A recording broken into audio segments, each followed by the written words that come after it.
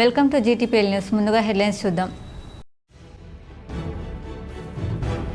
రెండోసారి ఎంపీగా గెలిచి మంత్రిగా కొనసాగుతున్న బండి సంజయ్ కరీంనగర్కు చేసిందేమీ లేదు బీఆర్ఎస్ విమర్శ.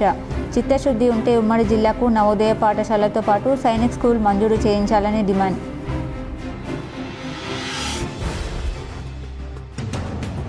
ధర్మపురి నియోజకవర్గంలో పర్యటించిన మంత్రి అడ్లూరి లక్ష్మణ్ కుమార్ మంత్రి హోదాలో తొలిసారి ధర్మపురికి రావడంతో ఘన స్వాగతం.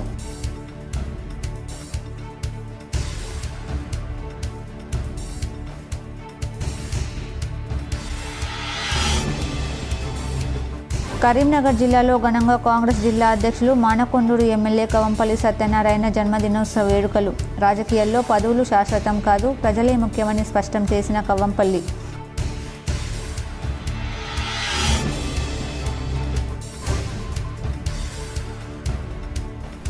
రాజన్న సిరిసిల్ల జిల్లాలో అరుదైన దృశ్యం. నాగుపామును మింగి ప్రాణం తీసి వదిలేసిన జర్రిపోతు. రాజన్న సిరిసిల్ల జిల్లాలో అరుదైన దృశ్యం కనిపించింది. ఓ జర్రిపోతు నాగుపామును మింగి ప్రాణం తీసి వదిలేసింది. రాజన్న సిరిసిల్ల జిల్లా చందుర్తి మండలం లింగంపేటలో అరుదైన దృశ్యం చోటు చేసుకుంది. మల్లెపుట్ట ప్రాంతంలో నాగుపాము జర్రిపోతు ఫైటింగ్ చేశాయి. దాదాపు 2 మీటర్ల పొడవు ఉన్న జర్రిపోతు మీటర్ పొడవున్న నాగుపామును మింగేసింది. కాసేపటికి మళ్లీ వదిలేసింది. దీంతో నాగుపాము ప్రాణాలు కోల్పోయింది. నాగుపామును మింగి ప్రాణం తీసిన జర్రిపోతు అక్కడి నుంచి పారిపోయింది. ఈ దృశ్యాన్ని అక్కడున్న యువకుడు తన మొబైల్లో చిత్రీకరించాడు. పొడవైన జర్రిపోతు నాగుపామును మింగి బయటకు తీసిన దృశ్యాన్ని చూసిన వారు ఆశ్చర్యం వ్యక్తం చేస్తున్నారు. మంత్రి హోదాలో అడ్లూరి లక్ష్మణ్ కుమార్ ధర్మపురి నియోజకవర్గంలో పర్యటించారు. తొలిసారి మంత్రిగా వచ్చిన అడ్లూరికి పార్టీ శ్రేణులు, అభిమానులు ఘన స్వాగతం పలికారు. 2 రోజుల క్రితం మంత్రిగా ప్రమాణ స్వీకారం చేసిన అడ్లూరి లక్ష్మణ్ కుమార్ ఉమ్మడి కరీంనగర్ జిల్లాలో పర్యటించారు. హైదరాబాద్ నుంచి బయలుదేరిన అడ్లూరికి కరీంనగర్ నుంచి ధర్మపురి వరకు దారి పొడవున పార్టీ కార్యకర్తలు, అభిమానులు స్వాగతం పలికారు. కరీంనగర్లో పలువురు పుష్పగుచ్చాలు అందించి శుభాకాంక్షలు తెలిపారు. ధర్మపురి నియోజకవర్గం ఎంట్రన్స్ ధర్మారం మండలం పత్తిపాక వద్ద నియోజకవర్గ నాయకులు, కార్యకర్తలు ఘన స్వాగతం పలికారు. ధర్మారం నుంచి ధర్మపురి వరకు భారీ ర్యాలీ నిర్వహించారు. మంత్రి హోదాలో తొలిసారిగా ధర్మపురి నియోజకవర్గానికి వచ్చిన అడ్లూరి లక్ష్మణ్ కుమార్ను గజమాలతో సత్కరించారు. ధర్మపురి శ్రీ లక్ష్మీ నరసింహస్వామిని మంత్రి దర్శించుకొని ప్రత్యేక పూజలు నిర్వహించారు. పార్టీ కార్యకర్తలు, అభిమానులు కృషి ఫలితంగానే తనకు అత్యున్నతమైన మంత్రి పదవి లభించిందని లక్ష్మణ్ కుమార్ స్పష్టం చేశారు. కార్యకర్తల శ్రేయస్సు, నియోజకవర్గ అభివృద్ధి లక్ష్యంగా తాను పనిచేస్తానని తెలిపారు. ధర్మపురి నియోజకవర్గాన్ని రోల్ మోడల్గా మారుస్తానని చెప్పారు. రాజకీయ జీవితంలో ఎన్నో ఒడిదుడుకులు ఎదుర్కొన్న పార్టీ జెండా దించకుండా నిఖార్సైన కార్యకర్తగా పనిచేయడంతోనే తనకు మంత్రి పదవి లభించిందని తెలిపారు. అధిష్టానం తనకిచ్చిన అవకాశాన్ని సద్వినియోగం చేసుకుంటూ పార్టీ పటిష్టతతో పాటు ప్రజల అభివృద్ధి, సంక్షేమానికి పాటుపడతానని హామీ ఇచ్చారు. కరీంనగర్ జిల్లా సైదాపూర్ మండలంలో దళితుడిని చితకబాదిన ట్రైనీ ఎస్ఐతో పాటు 2 కానిస్టేబుల్పై SC/ST అట్రాసిటీ కేసు నమోదు చేశారు. దళితుడిని చితకబాది కేసు నమోదు చేయడమే కాకుండా వెంటనే అరెస్ట్ చేసి సస్పెండ్ చేయాలని, లేనిచో దళిత సంఘాల ఆధ్వర్యంలో ఆందోళన చేస్తామని TPCC/SC అట్రాసిటీస్ డిపార్ట్మెంట్ రాష్ట్ర ఇన్ఛార్జ్ తిప్పారపు సంపత్ తెలిపారు. హుజురాబాద్ ప్రెస్ క్లబ్లో మీడియా సమావేశంలో సంపత్ మాట్లాడుతూ గత నెల రోజుల నుండి దళిత యువకుడిని చితకబాదిన కేసులో పోలీసులపై కేసు చేయాలని పోరాటం చేస్తే ఎట్టకేలకు SI భార్గవ్, కానిస్టేబుల్ అజయ్, ఆకాష్లపై SC/ST కేసు నమోదు చేశారని తెలిపారు. వెంటనే వారిని అరెస్ట్ చేసి సర్వీస్ నుండి రిమూవ్ చేయాలని, లేకపోతే దళిత సంఘాల ఆధ్వర్యంలో ఆందోళన ఉధృతం చేస్తామని హెచ్చరించారు. గత నెల రోజుల కిందట సైదాపూర్ మండలానికి చెందిన బత్తుల మహేందర్ పై SI భార్గవ్ దాడి చేయడం జరిగింది. ఆ దాడిని అనేక సందర్భాలలో సాక్ష్యాలు చూపిస్తూ అనేక ఫిర్యాదు చేయడం కూడా జరిగింది. గత నెల నుండి అన్ని ప్రజా సంఘాలు, పౌర హక్కుల సంఘాలు, దళిత సంఘాలు అనేక సార్లు అధికారులకు ఫిర్యాదు చేస్తే ఆ ఫిర్యాదును మన్నించి నిన్న FIR చేయడం జరిగింది భార్గవ్ మీద. కరీంనగర్ జిల్లా కాంగ్రెస్ అధ్యక్షులు మానకొండూరు ఎమ్మెల్యే డాక్టర్ కవంపల్లి సత్యనారాయణ జన్మదినోత్సవ వేడుకలను ఘనంగా నిర్వహించారు. కరీంనగర్ జిల్లా కాంగ్రెస్ అధ్యక్షులు మానకొండూరు ఎమ్మెల్యే కవంపల్లి సత్యనారాయణ జన్మదినోత్సవాన్ని జిల్లా వ్యాప్తంగా కార్యకర్తలు ఘనంగా నిర్వహించారు. కేక్ కట్ చేసి పలు సామాజిక సేవా కార్యక్రమాలు నిర్వహించారు. జన్మదిన వేడుకల్లో కవంపల్లి ఆసక్తికరమైన వ్యాఖ్యలు చేశారు. తిమ్మాపూర్ మండలం అల్గునూరులో జరిగిన జన్మదిన వేడుకల్లో ఎమ్మెల్యే కవంపల్లి పాల్గొని అనుచరులు, అభిమానులు, పార్టీ కార్యకర్తల సమక్షంలో కేక్ కట్ చేసి సంబరాల్లో మునిగి తేలారు. కార్యకర్తలను ఉద్దేశించి మాట్లాడుతూ ఒకానొక సందర్భంలో కాంగ్రెస్ పార్టీని వీడాలనిపించిందన్నారు. రాజకీయాల్లో పదవులు శాశ్వతం కాదని, ప్రజలే ముఖ్యమని తెలిపారు. మంత్రి పదవి రాలేదని తనకు బాధ లేదని స్పష్టం చేశారు. దేవుడు ఏది ఇస్తే అదే సేవ చేస్తానని చెప్పారు.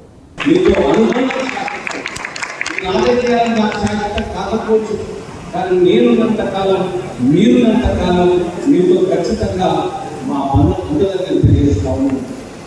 అంటే నాకు చిన్ననాటి నుండి ఉండే మిత్రులు ఉన్నారు, ఫస్ట్ క్లాస్ నుండి చదువుతున్న మిత్రులు కూడా ఇప్పటికి కూడా నాకు ఉన్నారు. ఎంబీబీఎస్ చదివిన మిత్రులు ఉన్నారు, ఎంఎస్ చేసిన మిత్రులు ఉన్నారు. వాళ్ళందరినీ చూశాను. కొంచెం కష్టం వచ్చినప్పుడు ఎదురు చూపే ఆలోచన ఉంటారు. కానీ మీరు అన్నా పోరాటం చేస్తాం, అన్నా ప్రయత్నం చేస్తాం, తప్పకుండా గెలుపు వస్తుందని నన్ను వెన్నంటి ఉండి 2028లో చాలా కష్టపడి మీరందరూ కూడా యుద్ధ మాట్లాడి కదా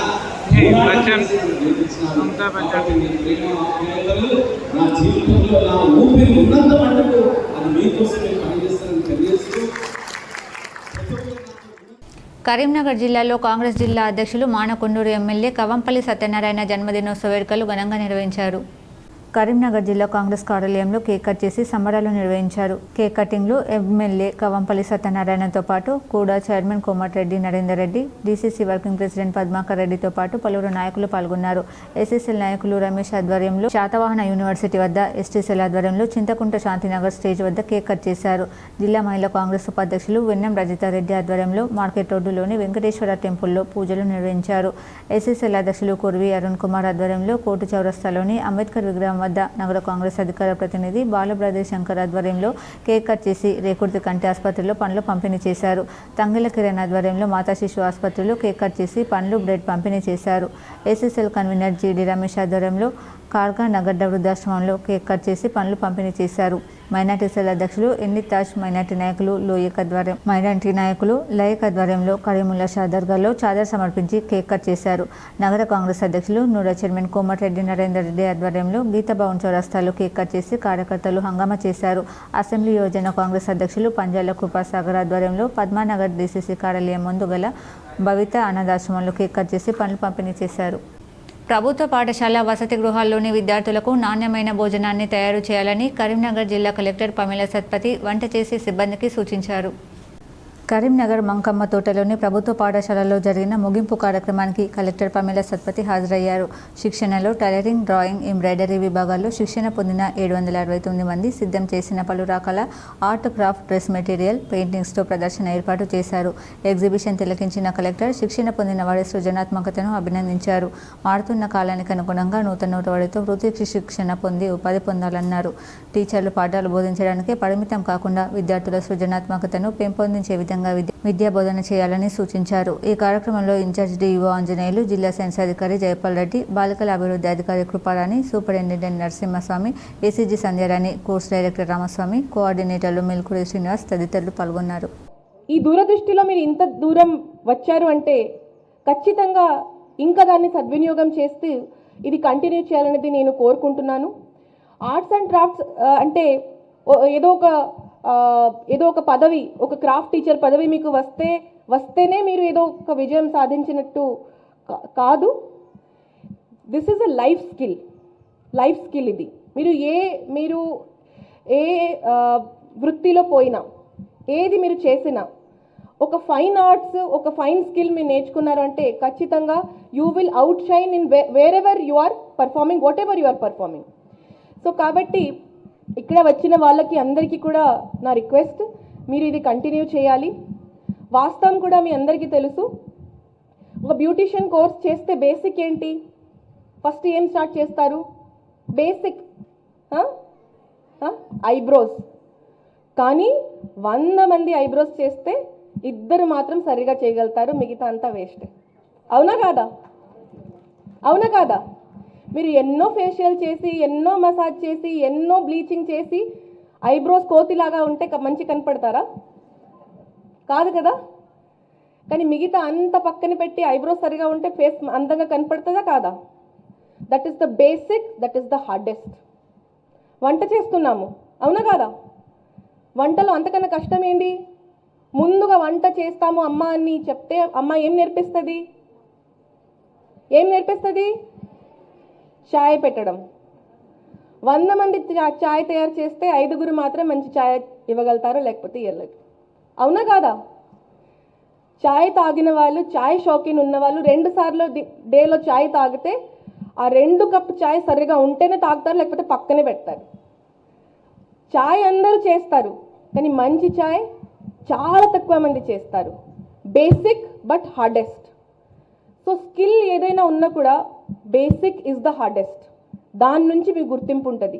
ర్యాండమ్ శాంప్లింగ్ చెప్తారు కదా, ఒక కార్టూన్లో గుడ్డు వస్తుంది, కిరాణా షాప్లో గుడ్డు వస్తుంది. సో ఒక డబ్బా ఓపెన్ చేసి ఏదో ఒక గుడ్డు, మీ ఇష్టమైన గుడ్డు మీరు పిక్ చేస్తే ఆ గుడ్డు మంచి ఉంటే ఆ కిరాణా షాప్ నుంచి మీరు హోల్సేల్గా తీసుకుంటారు, లేకపోతే తీసుకోరు. Art and crafts is like that. మీకు జీవితంలో ఎప్పుడు కూడా ఒక పెద్ద ఎగ్జిబిషన్ పెట్టుకోవడానికి రాదు, కానీ ఎవ్రీడే మీరు ప్రాక్టీస్ చేస్తూ, ఎవ్రీడే మీరు మంచి ర్యాండమ్ శాంపుల్ని తయారు చేస్తూ పోతే. విద్యాశాఖ ఆధ్వర్యంలో 42 రోజులుగా కరీంనగర్లో నిర్వహించిన టెక్నికల్ టీచర్ సర్టిఫికేట్ కోర్సు ముగిసింది.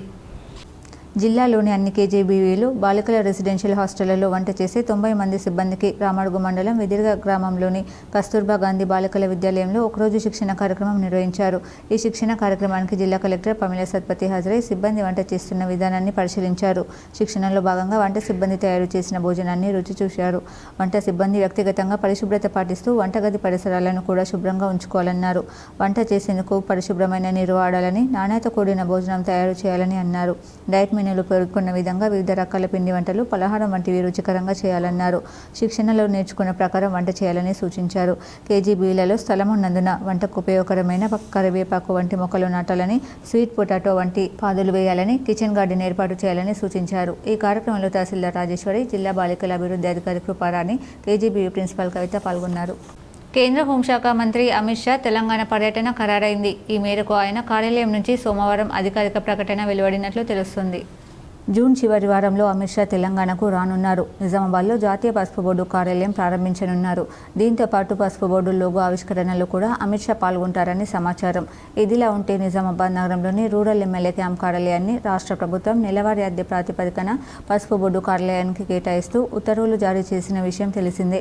రాష్ట్రంలో కాంగ్రెస్ ప్రభుత్వం అధికారంలోకి వచ్చాక rural MLA doctor Bhupath Reddy వాస్తు దోషం కారణంగా ఎమ్మెల్యే క్యాంప్ కార్యాలయాన్ని ఉపయోగించడం లేదు. దీంతో ఏడాదిన్నర కాలంగా ఈ కార్యాలయం వృధాగానే పడి ఉంది. పసుపు బోర్డు కార్యాలయం కోసం కేటాయించాలని రాష్ట్ర మంత్రి కోమటిరెడ్డి వెంకటరెడ్డి కోరగా గ్రీన్ సిగ్నల్ ఇచ్చారు. తిరుమలలో భారీ అగ్ని ప్రమాదం చోటు చేసుకుంది. శిలాతోరణం శ్రీవారి పాదాల దగ్గర అకస్మాత్తుగా మంగళవారం మధ్యాహ్నం మంటలు చెలరేగాయి.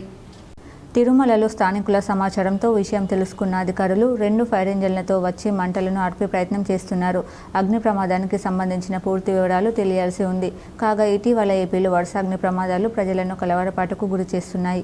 ఇటీవలే విజయవాడలోని బెంజ్ సర్కిల్ సమీపంలో ఓ భవనంలో మంటలు చెలరేగి 3 ప్రాణాలు కోల్పోయారు. మృతులంతా ఒకే కుటుంబానికి చెందిన వారిగా అధికారులు గుర్తించారు. ఈ ఘటనను మరొక ముందే ఏకంగా నేడు సాక్షాత్తు తిరుమలలో అగ్ని ప్రమాదం జరగడం కలకలం రేపుతోంది. కుబేర్ గ్రామంలో రాత్రి కురిసిన వర్షానికి వరద నీరు రోడ్డుపై ప్రవహించడంతో social justice for world human rights council ఉత్తర తెలంగాణ రాష్ట్ర చైర్మన్ డాక్టర్ సాప పండరి స్పందించారు.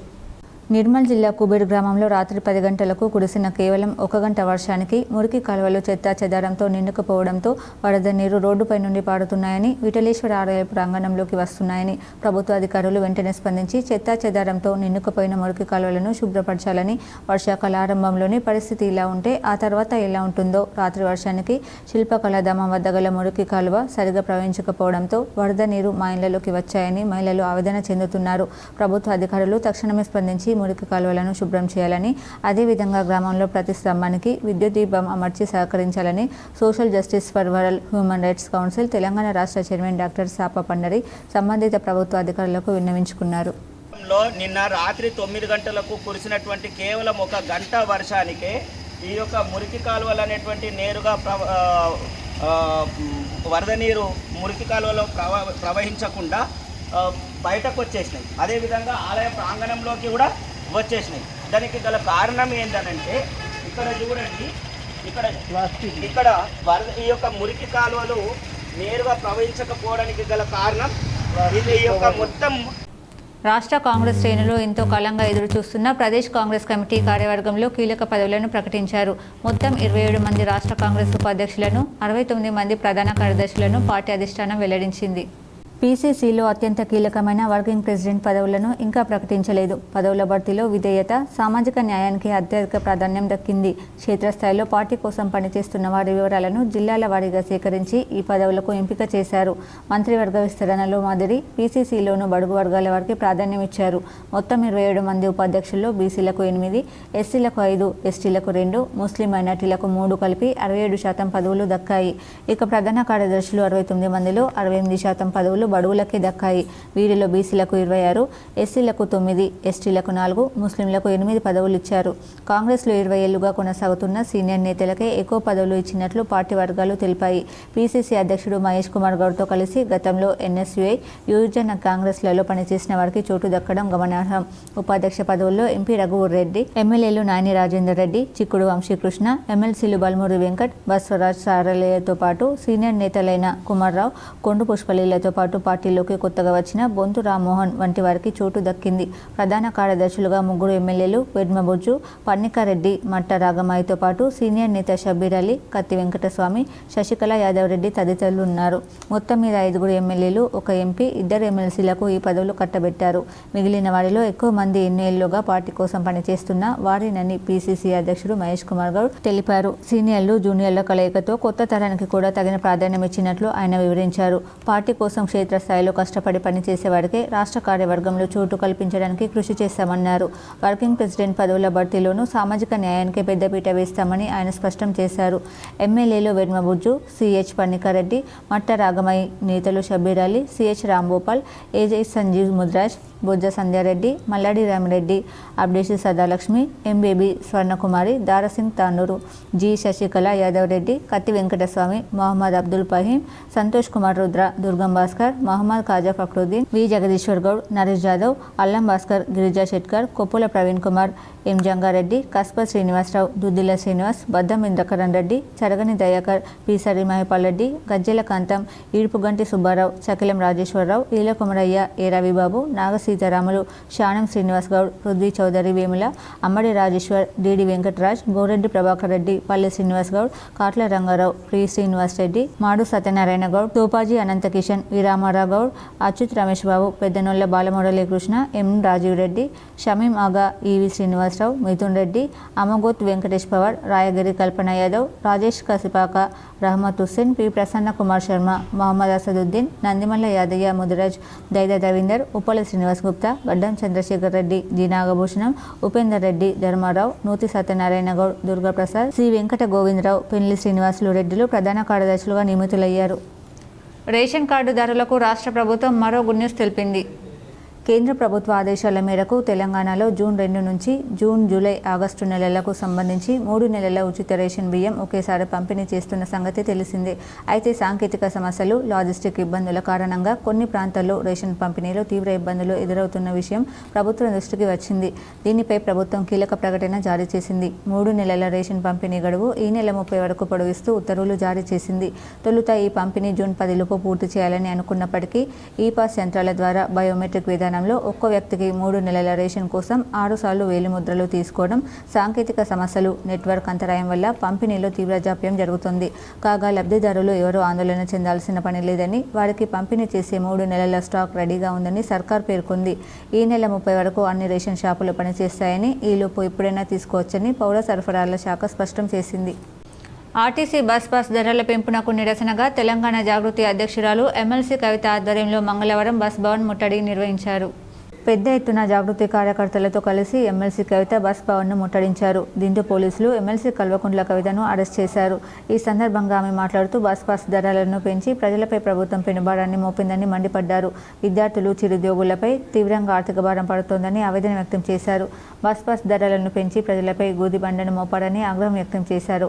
అనేక రూట్లలో విద్యార్థుల కోసం బస్సులు నడపడం లేదన్న ఫిర్యాదులు వస్తున్నాయన్నారు. ప్రజలను దోచుకోవడానికి రాష్ట్ర ప్రభుత్వం అలవాటు పడిందని మండిపడ్డారు. సర్కారు వెంటనే స్పందించి బస్ ధరలను తగ్గించాలని డిమాండ్ చేశారు. కాగా కవితను అరెస్ట్ చేసిన పోలీసులు కంచన్ బ్యాంక్ పోలీస్ స్టేషన్కు తరలించినట్లు సమాచారం.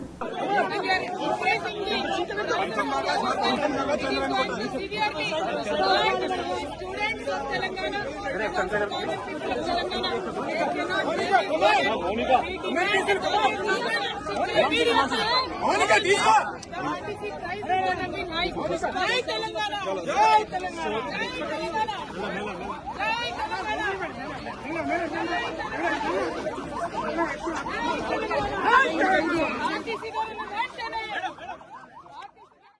బంగారం ధరలు భారీగా తగ్గుతున్నాయి. జూన్ 10వ తేదీ మంగళవారం బంగారం ధరలు ఇలా ఉన్నాయి. 24 క్యారెట్ల 10 గ్రాముల బంగారం ధర 97,340 రూపాయలు పలికింది. 22 క్యారెట్ల 10 గ్రాముల బంగారం ధర 89,550 పలికింది. 89,550 రూపాయలు పలికింది. 1 కేజీ వెండి ధర 1,09,550 రూపాయలు పలికింది. బంగారం ధరలు గడిచిన వారం రోజులుగా భారీగా తగ్గుతూ వస్తున్నాయి. పసిడి ధరలు ఆల్ టైమ్ రికార్డ్ స్థాయి నుంచి పోల్చి చూసినట్లయితే దాదాపు 3,000 రూపాయలు తక్కువగా ఉన్నట్లు గమనించవచ్చు. పసిడి ఆభరణాలు కొనుగోలు చేసేవారికి తగ్గుతున్న ధరలు ఒక రకంగా చెప్పాలంటే పెద్ద ఊరట కల్పిస్తున్నాయని చెప్పవచ్చు.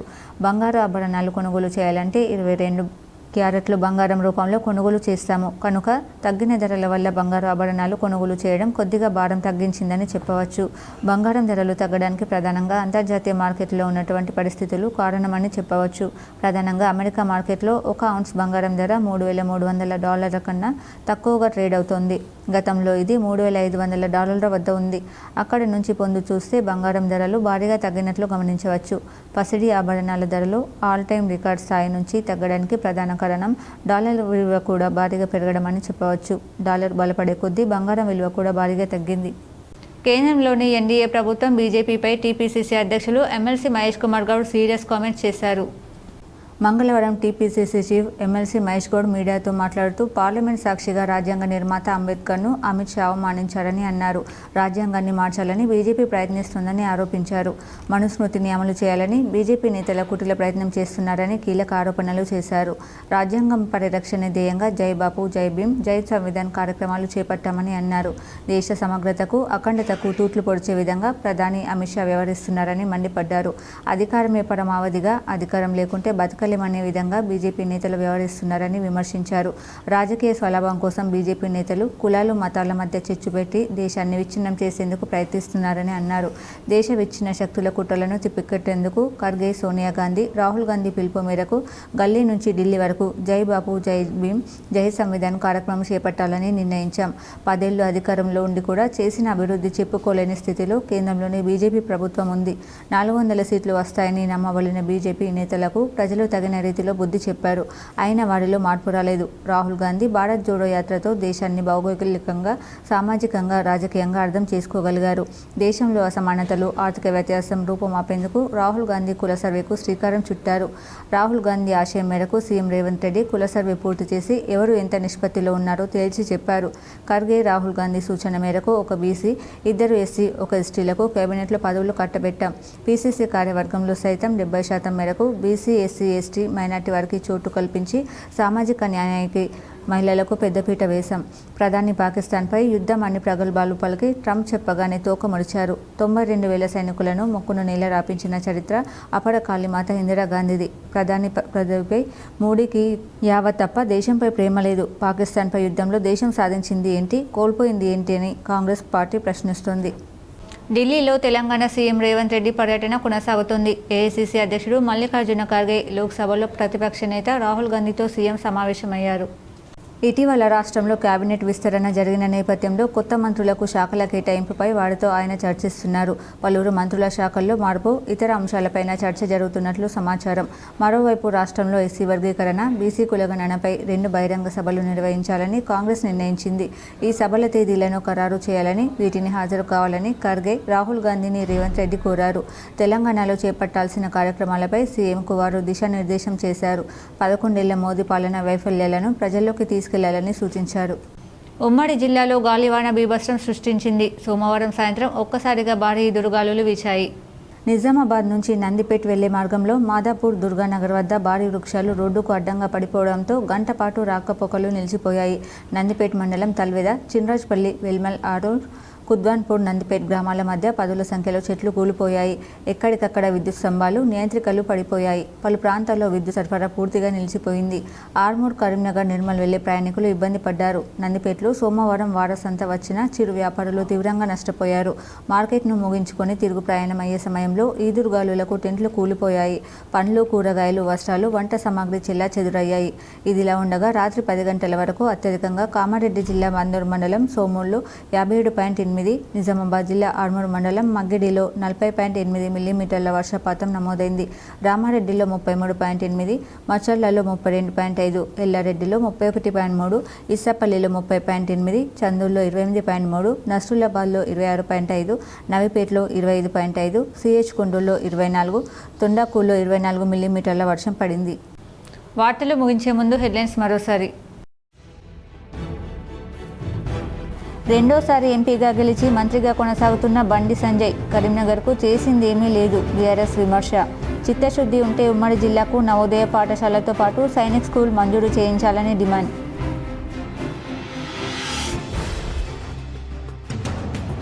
ధర్మపురి నియోజకవర్గంలో పర్యటించిన మంత్రి అడ్లూరి లక్ష్మణ్ కుమార్ మంత్రి హోదాలో తొలిసారి ధర్మపురికి రావడంతో ఘన స్వాగతం.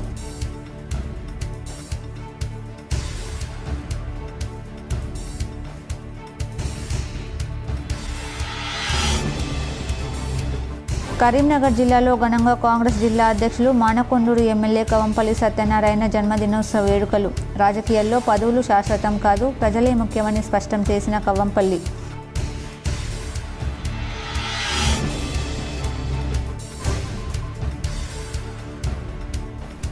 రాజన్న సిరిసిల్ల జిల్లాలో అరుదైన దృశ్యం, నాగుపామును మింగి ప్రాణం తీసి వదిలేసిన జెర్రిపోతు. ఈ వార్తలు ఇంతటితో సమాప్తం. తిరిగి ప్రసారమయ్యే వార్తల్లో మళ్ళీ కలుద్దాం. అంతవరకు చూస్తూనే ఉండండి మీ జీటీపీఎల్ న్యూస్.